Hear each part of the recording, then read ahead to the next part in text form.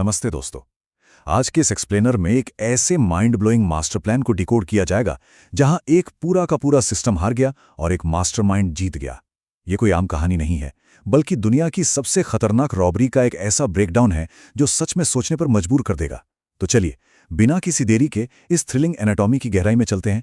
सबसे पहला और सबसे बड़ा सवाल जो दिमाग में आता है, आखिर इस पूरी रॉबरी की एंडिंग थी क्या? मतलब कैसे कुछ लोगों ने मिलकर एक पूरी की पूरी गवर्नमेंट को बेवकूफ बना दिया। ये कोई ऐसी चोरी नहीं थी जहां बस तिजोरी तोड़ी और भाग गए। ये एक ऐसा खतरनाक खेल था जिसने सरकार से लेकर मिलिट्री तक सबको पूरी तरह से हिलाकर रख दिया था। और इस सबसे बड़ा रहस्य ये है, अरबों का सोना लिटरली हवा में गायब कैसे हो गया। यहां कुछ लाख या करोड़ों की बात नहीं हो रही है, बल्कि एक देश के पूरे नेशनल रिजर्व की बात हो रही है। तो ये इम्पॉसिबल लगने वाला काम असल में पॉसिबल कैसे हुआ? इसका जवाब इस एक लाइन में छुपा है, सिस्टम हार गया और प्रोफेसर जीत गया। ये सिर्फ एक बैंक लूटने का मामला था ही नहीं, ये एक कंप्लीट विक्ट्री थी। एक ऐसा मास्टर स्ट्रोक जहां प्रोफेसर ने ये साबित कर दिया कि वो सिर्फ पैसे के पीछे नहीं भाग रहा था, बल्कि वो सिस्टम के अहंकार को सीधे चैलेंज कर रहा था। तो चलिए फेज 1 से इस मास्टर प्लान को समझते हैं। द इम्पॉसिबल टारगेट था बैंक ऑफ स्पेन। अब जरा इस नंबर पर गौर कीजिए, 90 टन। जी हां, 90 टन नेशनल रिजर्व गोल्ड। अगर यह सोना सच में गायब हो जाता तो पूरे देश की इकोनॉमी कुछ ही सेकंड्स में कोलैप्स हो जाती। दांव पर सिर्फ पैसा नहीं था, बल्कि एक पूरे देश का भविष्य लगा हुआ था। इसके चारों तरफ मिलिट्री, स्नाइपर्स और पूरी पुलिस फोर्स खड़ी थी। अंदर जाना ही अपने आप में एक सुसाइड मिशन था। अब आते हैं फेज 2 पर, गोल्ड रिजर्व को पिघलाना। जब बाहर पूरी आर्मी खड़ी हो तो बैंक के अंदर से एक ऐसे ऑब्जेक्ट को कैसे बाहर निकाला जाए जिसे हिलाना भी नामुमकिन हो? यहीं पर असली कैलकुलेटिव जीनियस माइंड सामने आता है। इसके लिए एक एकदम ब्रिलियंट 3 स्टेप प्रोसेस का इस्तेमाल हुआ। स्टेप 1, सोने के भारी बिस्किट्स को एक जायंट फायर रूम में पिघलाया गया। स्टेप 2, उसे छोटी छोटी गोलियों यानी पेलेट्स में कन्वर्ट कर दिया गया।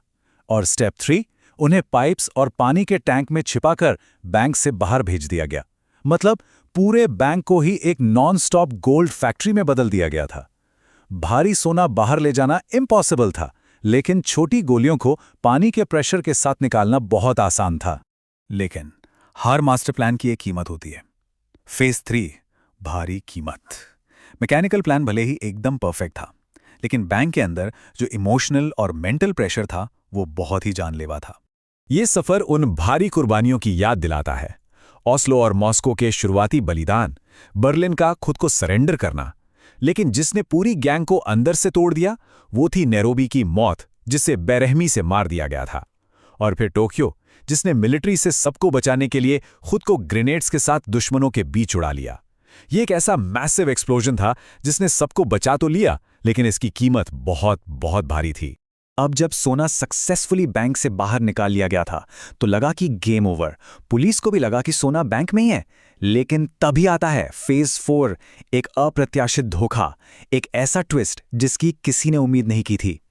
और वो खतरा था राफेल, बर्लिन का अपना जीनियस बेटा। प्रोफेसर जो सब कुछ एडवांस में कैलकुलेट करके चलता था, वो भी एकदम शॉक में रह गया। सोचिए, जिसका प्लान कभी फेल नहीं होता, उसी का निकाला हुआ अरबों का सोना उसी की आंखों के सामने से चोरी हो गया। राफेल और उसकी गर्लफ्रेंड ने मास्टरमाइंड के इस परफेक्ट प्लान को पूरी तरह पलट दिया। उन्होंने सीक्रेट पाइपलाइन से वो सारा सोना चुराया, उसे अंडरग्राउंड घरों में दफनाया, कंस्ट्रक्शन एरिया में छुपा दिया। ये दुनिया का सबसे इम्पॉसिबल ट्रेजर हंट बन गया था। किसी को कानों कान खबर नहीं थी कि अरबों का सोना जमीन के नीचे कहां दफन है। लेकिन यहां कहानी एक बहुत ही डीप साइकोलॉजिकल टर्न लेती है। जब प्रोफेसर राफेल तक पहुंचा तो सबको लगा कि अब तो गोलियां चलेंगी, लेकिन सच्चाई ये थी, यह सिर्फ पैसों के लिए नहीं था, यह सिस्टम को हराने का बर्लिन का सपना था। प्रोफेसर ने बर्लिन के असली मोटिव को याद दिलाया और राफेल बिना किसी जंग के सोना वापस करने को तैयार हो गया। सोना वापस मिल गया, लेकिन अब सामने थी सबसे बड़ी और आखिरी रुकावट, फेज 5, अंतिम चेकमेट, स्पेन की सरकार। सरकार की सबसे बड़ी कमजोरी ये थी कि अगर पब्लिक को सच पता चल जाता तो पूरा देश बर्बाद हो जाता। प्रोफेसर ने सरकार को एक गजब की दुविधा में डाल दिया।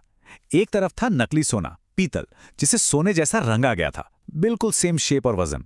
ये उनकी इकोनॉमी को बचा सकता था। और दूसरी तरफ था असली सोना जो प्रोफेसर के पास था। सरकार को चुनना था, या तो नकली पीतल को सोना मानकर देश को कोलैप्स होने से बचा लें, या फिर सच बोलकर पूरे देश को बर्बाद कर दें। और यही प्रोफेसर ने अपना अल्टीमेटम दिया, अनाउंस करो कि सोना मिल गया है। पब्लिक कभी खुद आकर वेरीफाई नहीं करेगी, आपकी इकोनॉमी बच जाएगी और हम हमेशा के लिए गायब हो जाएंगे। सरकार के पास सच में कोई और ऑप्शन ही नहीं बचा था, उन्हें घुटने टेकने ही पड़े।